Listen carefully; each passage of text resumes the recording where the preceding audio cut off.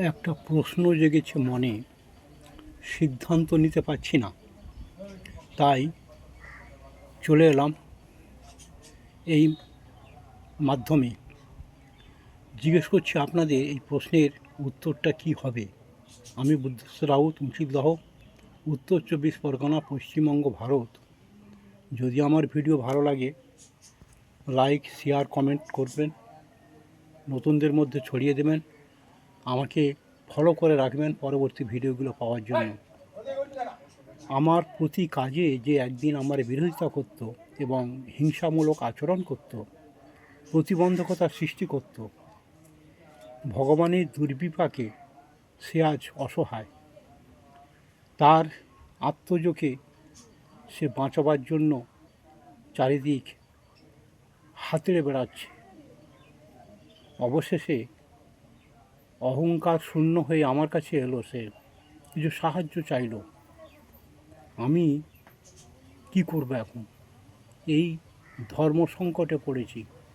যে প্রার্থী যে কিছু চাইছে তাকে দেবো, কেননা সে একদিন আমার কাছে অনেক কিছু কেড়ে নিয়েছে, একদিন আমার কাছ থেকে কেড়ে নিয়েছে, আর সে এসেছে হাত পেতে কিছু চাইতে। আমি তাকে কি করব? হ্যাঁ, আপনি বলুন, কি করতে পারি? আমি সাহায্য করব না করব না?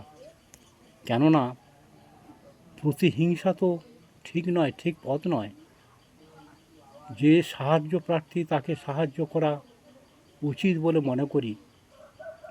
তাই কয়েকদিন ধরে ভাবলাম, ভেবে ভেবে এই সোশ্যাল মিডিয়া এসে আপনাদের জিজ্ঞেস করছি, কমেন্টে জানাবেন সেই সাহায্য প্রার্থীকে, যে একদিন আমার প্রধান প্রতিপক্ষ ছিল, আমি কি তার প্রতি প্রতিহিংসা পরায়ণ হব, না তাকে সাহায্য করব? মানবিক হব, না